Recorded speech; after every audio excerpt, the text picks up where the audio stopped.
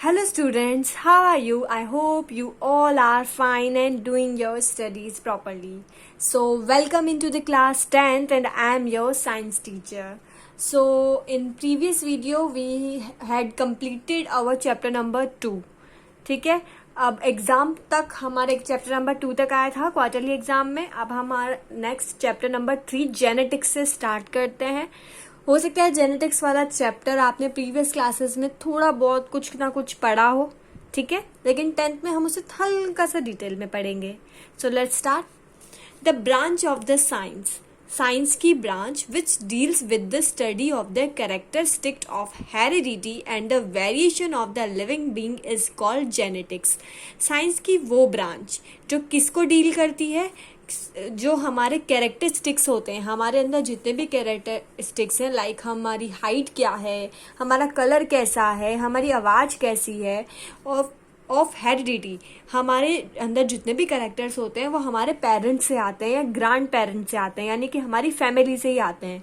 तो हेरिडिटी क्या होती है, जो फैमिली कंटिन्यूसली एक फैमिली मतलब कंटिन्यूसली फैमिली के मेंबर में कोई एक कैरेक्टर का कंटिन्यूसली आना, कंटिन्यूसली किसी एक कैरेक्टर का आना, यानी कि वो होती है आपकी हेरिडिटी. एक से दूसरे में, दूसरे से तीसरे में, ऐसे कंटिन्यूसली फैमिली मेंबर में किसी एक कैरेक्टर का आना.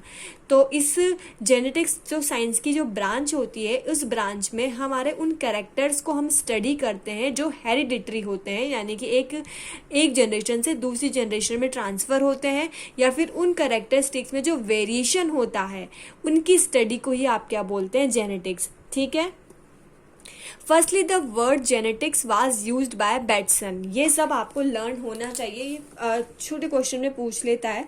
ठीक है. फर्स्टली जेनेटिक्स वर्ड किसने यूज़ किया था, बैटसन ने यूज़ किया था इन 1905. The word has originated from the Greek word gene. ये सब कुछ लर्न होना चाहिए. ठीक है. आपको मैं जितना डेली पढ़ाऊँ ना, आप उतना डेली पढ़ लो, वो भी आपके लिए एनफ होगा. अब ये वर्ड जो था जीन, ये कहाँ से आया था, ये जेनेटिक्स वर्ड्स ओरिजिनेट हुआ था एक ग्रीक वर्ड से, और वो ग्रीक वर्ड क्या था, gene. Transmission of various genetic character is a continuous process which takes place from the generation to the generation in the living organism. Transmission का मतलब ट्रांसफ़र होना. ठीक है. जेनेटिक्स करेक्टर, हमारे अंदर जितने भी वेरियस बहुत सारे कैरेक्टर्स मिलते हैं, उनका एक जनरेशन से दूसरी जनरेशन में कंटिन्यूसली ट्रांसफ़र होता रहता है लिविंग ऑर्गेनिज्म में, थ्रू गैमेट्स. किसके थ्रू, गैमेट्स के थ्रू. आपको पता है फीमेल्स में बनते हैं फीमेल गैमेट और मेल में बनते हैं मेल गैमेट. तो मैंने बताया था ना कि गैमेट्स हमारी बॉडी में ट्रांसफ़र होते हैं जब हमने रिप्रोडक्टिव सिस्टम पढ़ा था. ठीक है ना. तो गैमेट्स के थ्रू क्या होता है कि जितने भी जेनेटिक कैरेक्टर होते हैं ना, ये एक जनरेशन से दूसरी जनरेशन में क्या होते हैं, ट्रांसमिट होते हैं during the process of the sexual reproduction की प्रोसेस के टाइम पे. हमने रिप्रोडक्शन हम इससे प्रीवियस चैप्टर में पढ़ चुके हैं. आपको अच्छे से पता होगा कि मेल गैमेट और फीमेल गैमेट कैसे रिप्रोडक्शन होता है. The transmission of these hereditary characteristics from the parental generation of offspring is called heredity. ठीक है. अब किसका ट्रांसमिशन, इन हेरिडिटरी कैरेक्टरिस्टिक्स का, यानी कि वो कैरेक्टर जो कंटिन्यूसली ट्रांसफ़र होते हैं फ्रॉम पेरेंटल जनरेशन, यानी कि हमारी पेरेंट्स की जनरेशन से ऑफस्प्रिंग मतलब बच्चे जो होते हैं. ठीक है. हम लोग हमारे पेरेंट्स थे, हमारी पेरेंटल जनरेशन, और हम लोग हैं उनके ऑफस्प्रिंग्स. तो जो हेरिडिटी कैरेक्टर्स का हमारे पेरेंट्स से हम में आने की प्रोसेस को ही क्या बोलते हैं, हेरिडिटी बोलते हैं. The term heredity was propounded by Spencer in 1863. किसने दी थी ये टर्म, प्रोपोंडेड किसने की थी, स्पेंसर ने. ये भी याद करने वाली बात है कि हेरिडिटी टर्म किसने दी थी, स्पेंसर ने दी थी. During sexual reproduction variation occurs due to the crossing over of the genes. ठीक है. सेक्सुअल रिप्रोडक्शन के टाइम पे देखो, अब आपको पता होगा कि पेरेंट्स से जीन्स हम में आ जाती है, तो यानी कि जो कैरेक्टर्स पेरेंट्स में हैं, जो जैसे पेरेंट्स दिखते हैं वैसे हमें भी दिखना चाहिए, लेकिन ऐसा नहीं होता. हम पेरेंट्स से कुछ डिफरेंट होते हैं. तो ऐसा क्यों होता है कि जब हम सेक्सुअल रिप्रोडक्शन होता है ना, तो हमारी जो जीन्स होता है उनमें क्या होता है, क्रॉसिंग ओवर होता है, यानी कि जीन्स जो होती है ना क्रॉस हो जाती हैं. ठीक है, चेंज हो जाती है थोड़ी सी. तो इसकी वजह से जो लिविंग ऑर्गेनिज्म जो होती हैं वो पर्टिकुलर होती हैं, बिल्कुल पेरेंट्स जैसी नहीं होती, उनमें कुछ वेरिएशंस होते हैं और वो वेरिएंट्स क्रॉसिंग ओवर की वजह से होते हैं, जीन्स में क्रॉसिंग ओवर की वजह से। मेंडेलिज्म, मेंडल का नाम तो आपने सबने सुना होगा, Gregor John Mendel, father of genetics भी इन्हें बोलते हैं, ठीक है। Gregor John Mendel is known as the father of genetics, बहुत इंपॉर्टेंट है, वैसे तो आप लोग चाइल्डहुड से पढ़ते आ रहे हैं कि फादर ऑफ जेनेटिक्स कौन है, Gregor John Mendel, because he was the first proponent the law of the heredity in plants. इन्हें फादर ऑफ जेनेटिक्स क्यों बोलते हैं, क्योंकि यही थे जिन्होंने फर्स्टली बताया था कि हेरिडिटी होती क्या है। किस में बताया था इन्होंने, प्लांट में, और कौन से प्लांट में बताया था, पी के प्लांट में, मटर के प्लांट में, पी के प्लांट में इन्होंने सबसे पहले बताया था। उसमें पूरा इन्होंने एक्सपेरिमेंट किया था और शो किया था कि कैसे जेनेटिक्स होती है। Mendel was born on 22 July 1822। Mendel कब बोर्न हुए थे, ये क्वेश्चन भी बहुत आता है एग्जाम में कि मेंडल के ऊपर आपको पूरी बायोग्राफी, उसका छोटा सा इंट्रोडक्शन लिखना होता है, तो काफी अच्छा और इम्पोर्टेंट क्वेश्चन है, हमेशा आता रहता है, ठीक है। तो Mendel was born in 22 July 1822 in Silesia village, Silesia village में इनका बॉर्न हुआ था, of Heinzendorf province in Austria. कहाँ पर, हेजेनडर्फ वहाँ पर एक डिस्ट्रिक्ट थी, प्रोविंस यानी कि आप स्टेट बोल सकते हो, हेजेनडर्फ नाम का एक प्रोविंस था, ठीक है, एक स्टेट था, एक सिटी थी, कहाँ पर, ऑस्ट्रिया में। तो वहाँ के सिलिसिया विलेज में उनका बर्थ हुआ था। After receiving the degree of the philosophy in 1842 he becomes the father of church in the Brunn city of Australia. ये बहुत इंपॉर्टेंट है, आता रहता है ये सब पूरा इसका इंट्रोडक्शन, ठीक है। अब उन्होंने फिलोसफी में डिग्री ले ली, ठीक है। उसके बाद वो क्या किया, ऑस्ट्रिया की एक ब्रून सिटी थी, वहाँ पर वो फादर बन गए, चर्च में क्या बन गए, फादर बन गए, इन द ईयर 1843 में।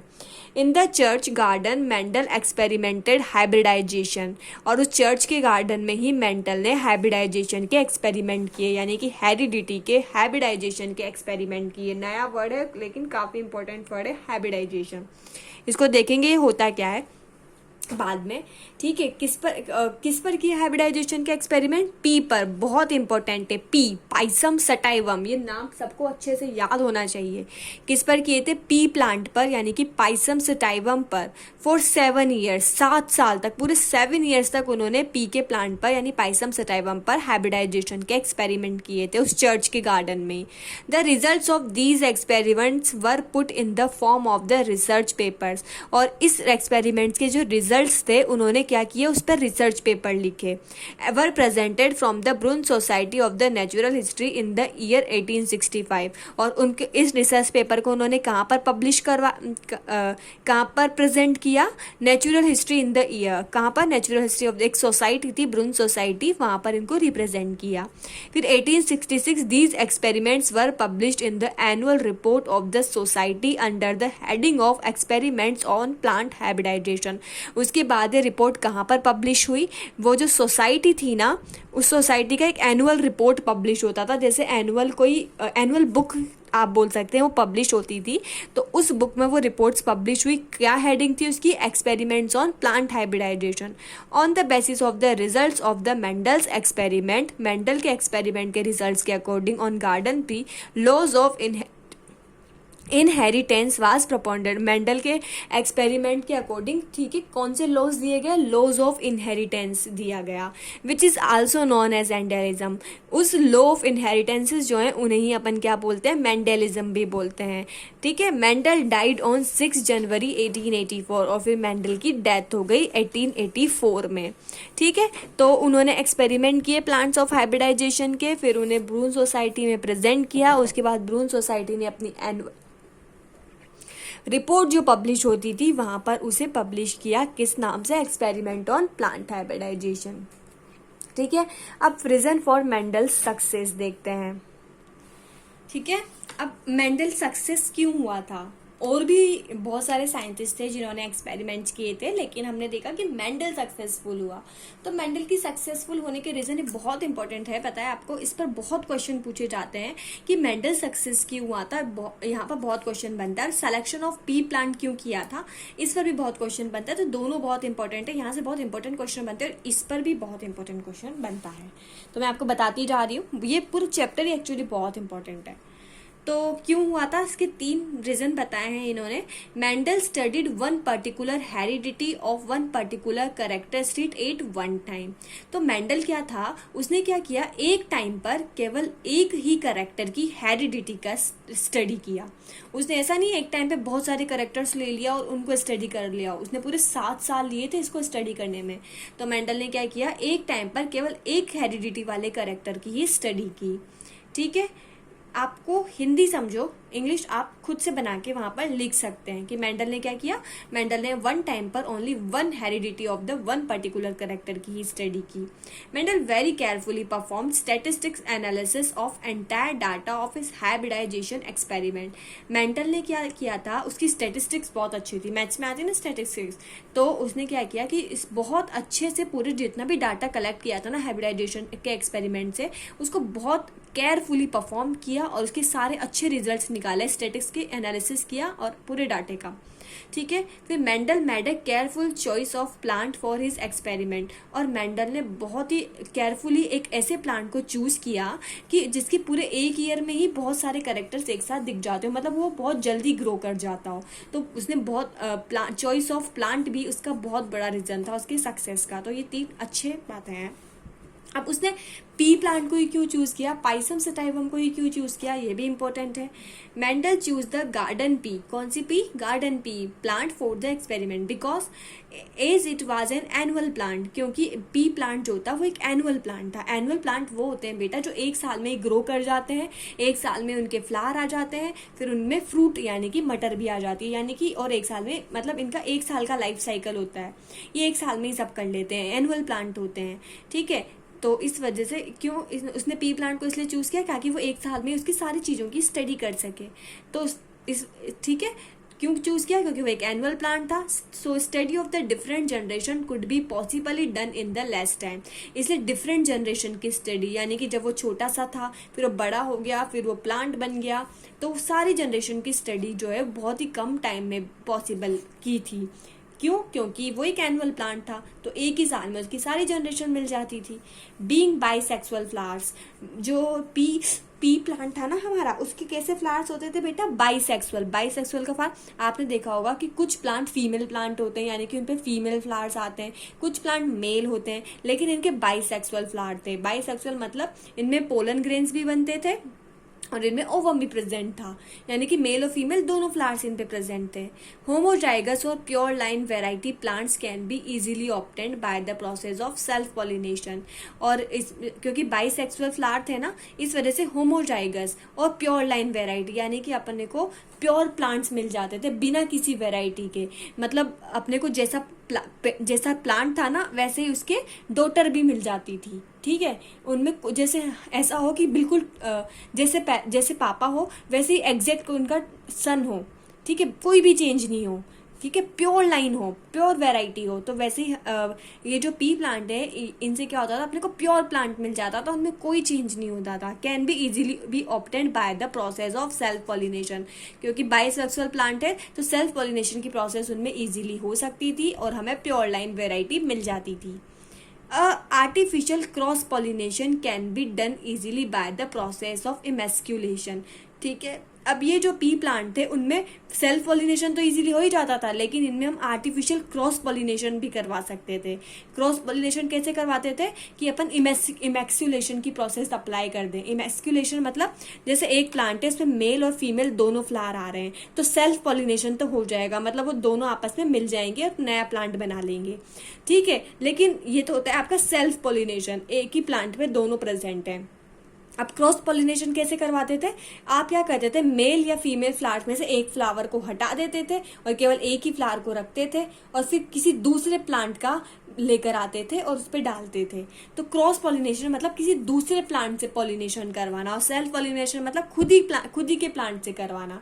तो अपन क्या करते हैं, इमेस्कुलेशन यानी कि एक फ्लावर, यानी या तो मेल वाले फ्लावर को हटा दो या फीमेल वाले फ्लावर को हटा दो और फिर उसका क्रॉस पॉलिनेशन करवा दो किसी दूसरे प्लांट के साथ। ठीक है, तो वो भी आर्टिफिशियली कराया जा सकता था इसमें। In a pea plant various pairs of contrasting traits are found. अब जो पी प्लांट थे ना बेटा, उनमें वेरियस कॉन्ट्रास्टिंग ट्रेड्स यानी बहुत सारे कैरेक्टर्स मिलते थे। ट्रेड्स मतलब ही कैरेक्टर होता है, यानी कि उनमें ड्वार्फिज्म, ठीक है, राउंड सीड, कलर, ठीक है, बहुत सारे कैरेक्टर्स मिलते थे क्योंकि पी प्लांट में, इस वजह से भी उन्होंने इसका सिलेक्शन किया था क्योंकि एक ही टाइम पे बहुत सारे कैरेक्टर्स की स्टडी कर सकते थे हम। ठीक है, आ गई बात समझ में। चलो अब हम नेक्स्ट देखते हैं। अब हम उन कैरेक्टर्स के बारे में पढ़ेंगे कि वो कैरेक्टर्स कौन कौन से थे पी प्लांट में जिसमें मेंडल ने स्टडी की थी। ये बहुत ही इंपॉर्टेंट है और ये सारे लर्न होने चाहिए। 7 कैरेक्टर थे, 7 कैरेक्टर थे। एक तो हाइट ऑफ प्लांट, प्लांट की हाइट, फिर पोजीशन ऑफ फ्लावर, फ्लावर की पोजीशन क्या है, shape of the mature P, जो फली आती है, जो पी पर आपने देखा होगा मटर की जो फली आती है वो मैच्योर है, इमेच्योर है, उसकी shape. Colour of the immature P, immature P का कलर क्या होगा। Colour of the flower, flower का कलर क्या होगा। Shape of the seed, seed की शेप और कलर ऑफ द सीड। तो इन सारी चीज़ों पे स्टडी की, सीड के कलर पे, सीड के शेप पे, फ्लावर के कलर पे, इमेच्योर पी के कलर पे, मैच्योर पी के शेप पे, पोजीशन ऑफ फ्लावर पे और हाइट ऑफ द प्लांट पे। इन 7 कैरेक्टर्स पर उन्होंने स्टडी की। ये आपको लर्न होने चाहिए। अब 7 कैरेक्टर्स में से डोमिनेंट कौन सा था और रेसेसिव कौन सा था। डोमिनेंट मतलब जो ज्यादा प्लांट्स में मिलता था, जो सभी प्लांट्स में डोमिनेंट था, और रेसेसिव मतलब जो इजीली प्लांट्स में नहीं मिलता था, बहुत कम प्लांट्स में मिलता था। जो कैरेक्टर बहुत कम मिलता है वो रेसेसिव होता है, और जो ज्यादा मिलता है यानी डोमिनेंट होता है वो डोमिनेंट होता है। तो हाइट ऑफ प्लांट, तो प्लांट की कौन सा कैरेक्टर डोमिनेंट था हाइट में, टॉल, यानी लंबे प्लांट ज्यादा मिलते थे, ड्वार्फ कम मिलते थे। पोजीशन ऑफ फ्लावर, फ्लावर का डोमिनेंट कैरेक्टर एक्सियल पोजीशन थी, टर्मिनल बहुत कम मिलते थे। Shape of immature P, immature P की शेप कैसी होती थी, इन्फ्लेटेड, इन्फ्लेटेड इनका डोमिनेंट कैरेक्टर है। आपको ये भी पता होना चाहिए कि कौन सा डोमिनेंट है, कौन सा रेसेसिव। ये सारे कैरेक्टर्स की टेबल आपसे पूछ सकता है एग्जाम में। ठीक है, ये बहुत इंपॉर्टेंट है और मैक्सिमम टाइम पूछी जाती है। ठीक है ना, आ गई बात समझ में। तो शेप कैसी होनी चाहिए पी की, डोमिनेंट तो इन्फ्लेटेड यानी फूली हुई, और कॉन्स्ट्रिक्टेड यानी सिकुड़ी हुई पी बहुत कम मिलती है, इन्फ्लेटेड यानी फूली हुई पी ज्यादा मिलती है, तो इस वजह से ये इसका डोमिनेंट कैरेक्टर है। Colour of immature P, immature P का कलर कैसा होगा, ग्रीन, डोमिनेंट तो ग्रीन। आपने देखा होगा मटर का जनरली कलर ग्रीन होता है, येलो तो बहुत कम होता है, इसलिए ये जो कम होता है वो रेसेसिव है, और जो डोमिनेंट है वो ग्रीन। तो यानी कि आपका colour of the flower, flower जो होते हैं पी के प्लांट में जनरली वॉयलेट कलर के आते हैं। डोमिनेंट कलर कौन सा होता है, वॉयलेट, बहुत कम आते हैं वाइट, तो ये रेसेसिव है। Shape of the seed, seed की शेप जनरली इसमें गोल होती है। आपने देखा होगा मटर के पी जनरली गोल ही होते हैं, रिंकल तो बहुत कम होते हैं, इसलिए ये रेसेसिव कैरेक्टर है।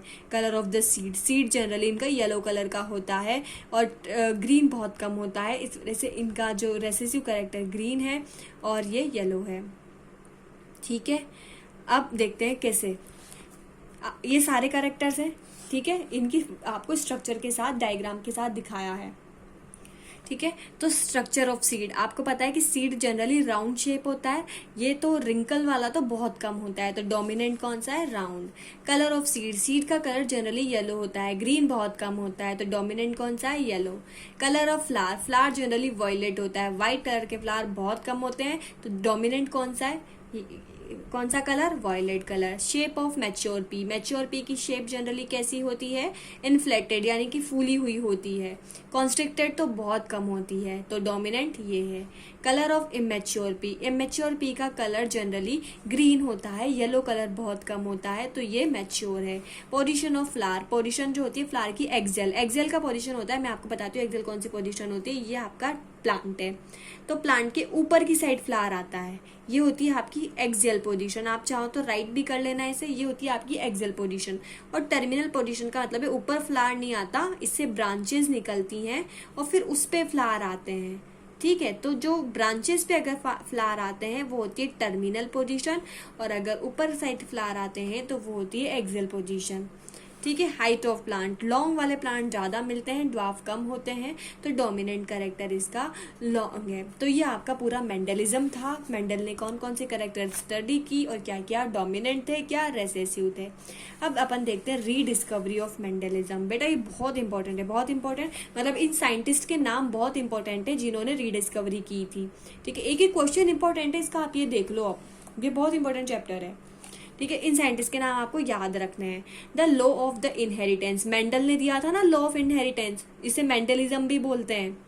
ठीक है, प्रोपोनेटेड बाय द मेंडल, किसने दिया था, मेंडल में, were not appreciated for 35 years bye contemporary biologist. ठीक है, मेंडल ने ये लॉ बहुत पहले दे दिया था, लेकिन 35 ईयर्स तक भी इसको किसी भी बायोलॉजिस्ट ने अप्रिशिएट नहीं किया था। ठीक है, इसने तो 35 ईयर्स पहले ही दे दिए थे लॉ ऑफ इनहेरिटेंस मेंडलिज्म, लेकिन किसी को पता ही नहीं चला कि क्या है, क्योंकि ऐसा बोला जाता था बेटा कि मेंडल जो है ना अपने समय से आगे हैं, अपने टाइम से आगे हैं, मतलब वो जो बहुत पहले बाद में होने वाला था ना, उन्होंने बहुत पहले ही सोच लिया था। तो सब बोलते थे कि मेंडल अपने टाइम से आगे हैं, क्योंकि उन्होंने 35 ईयर्स पहले ही ये डिस्कवर कर लिए थे, लेकिन उन्होंने कोई नहीं समझ पाया। लेकिन फिर कुछ और साइंटिस्ट थे, उन्होंने स्टडी की। वो कौन कौन से साइंटिस्ट थे, Hugo de Vries of Holland, Hugo de Vries of Holland, Karl Correns of Germany, and Erich von Teschmark of Australia conducted individual, इन्होंने अपने अपने एक्सपेरिमेंट किए and rediscover the law of Mendel, और 1900 में उन्होंने मेंडल के लॉ को वापस से डिस्कवर किया। तो कौन कौन थे, Hugo de Vries of Holland, Carl Correns of Germany and Erich von Tschermak of Australia, वो 3 साइंटिस्ट थे। ठीक है, ये 3 साइंटिस्ट ने बताए थे अपने लोग। ठीक है, उसके बाद देखते हैं अपन टर्मिनोलॉजी, बहुत इंपॉर्टेंट है, कोई सी भी टर्मिनोलॉजी आपसे एग्जाम में पूछी जा सकती है। मैं तो ये बता रही हूँ, आप इस चैप्टर की हर लाइन अच्छे से पढ़ो और लर्न कर लो, ज़्यादा बड़ा चैप्टर ये है भी नहीं। ठीक है, तो अब हम देखते हैं टर्मिनोलॉजी, कुछ आज पढ़ते हैं, बाकी कल पढ़ेंगे। मेंडल ने इन्होंने लॉ दिए थे, लॉ ऑफ इनहेरिटेंस। तो लॉ ऑफ इनहेरिटेंस को समझने के लिए उन्होंने कुछ डेफिनेशंस, कुछ टर्म्स दी थी। वो टर्म्स कौन सी हैं, जीन क्या होती है, the factor which control any one character is called gene बेटा वो फैक्टर्स होते हैं जो हमारे बॉडी के कैरेक्टर्स को कंट्रोल करते हैं। जैसे मेरी हाइट बहुत कम है, ठीक है, तो मेरे अंदर कौन सी जीन है, छोटी हाइट वाली जीन है। ठीक है, अगर किसी की हाइट ज़्यादा है तो उसमें कौन सी जीन है, लंबी हाइट वाली जीन है। तो ये जीन जो होते हैं ना, हमारी बॉडी के कैरेक्टर को कंट्रोल करते हैं। ठीक है, the word factor was used by Mendel, ये फैक्टर वर्ड किसने यूज किया था, मेंडल ने। फॉर अ जीन, मेंडल ने जीन के लिए कौन सा वर्ड यूज किया था, फैक्टर। ठीक है, the term gene was later on given by Johnson, और ये जीन टर्म बाद में जॉनसन ने दी थी। तो जीन क्या होते हैं, वो फैक्टर होते हैं जो हमारे कैरेक्टर्स को कंट्रोल करते हैं, और जीन के लिए मेंडल ने वर्ड फैक्टर यूज किया था। जीन वर्ड किसने दिया था, जॉनसन ने। ये भी बहुत इंपॉर्टेंट है कि जीन वर्ड किसने दिया था, जॉनसन ने दिया था। ठीक है, फैक्टर वर्ड मेंडल ने दिया था। फिर देखते हैं एलिलोमॉर्फ और एलील। ये एलिलोमॉर्फ और एलील क्या होते हैं, द टर्म एलिलोमॉर्फ और allele was used for the factors representing the 2 alternate forms of the gene. ठीक है, ये एलील वर्ड या एलिलोमॉर्फ वर्ड उन कैरेक्टर्स के लिए यूज किया जाता है जो एक दूसरे के अल्टरनेटिव फॉर्म को रिप्रेजेंट करते हैं। We use the factor which representing the 2 alternative forms of the gene, जो जीन के 2 अल्टरनेटिव फॉर्म्स को रिप्रेजेंट करते हैं। जैसे एक कैरेक्टर, ठीक है, लॉन्ग का है, लंबे का है, टॉल का है, दूसरा ड्वार्फ का है। ठीक है, एक कैरेक्टर एक्सियल पोजीशन का है, एक टर्मिनल पोजीशन का है, एक, ठीक है, तो एलील उन्हें बोलते हैं जो 2 अल्टरनेटिव कैरेक्टर को रिप्रेजेंट करते हैं। जैसे एक जीन टॉल को और एक ड्वार्फ को रिप्रेजेंट कर रहा है, तो ये दोनों एलील होंगे। एक एक्सियल को और एक टर्मिनल को रिप्रेजेंट कर रहा है, तो ये दोनों जीन्स एलील होंगे। यानी कि अगर कोई जीन 2 अल्टरनेटिव कैरेक्टर को रिप्रेजेंट कर रहा है तो वो एलील होंगे। जैसे the gene T and T R tallness and dwarfness, capital T tallness के लिए है, स्मॉल टी ड्वार्फनेस के लिए है। तो ये दोनों जीन्स क्या होंगे, एक दूसरे के एलील होंगे। क्यों, क्योंकि ये एक दूसरे के अल्टरनेटिव कैरेक्टर को रिप्रेजेंट कर रहे हैं। जैसे कोई मोटा है, कोई पतला है, एक मोटे की जीन है, एक पतले की जीन है, तो ये दोनों एक दूसरे के अल्टरनेटिव कैरेक्टर हैं। तो ये दोनों जीन्स आपस में क्या होंगे, या तो एलिलोमॉर्फ होंगे या एलील होंगे। ठीक है, तो आज हम यहीं तक करते हैं, इसके बाद के कैरेक्टर्स हम नेक्स्ट क्लास में पढ़ेंगे। So thank you everyone, stay home, stay safe and bye bye.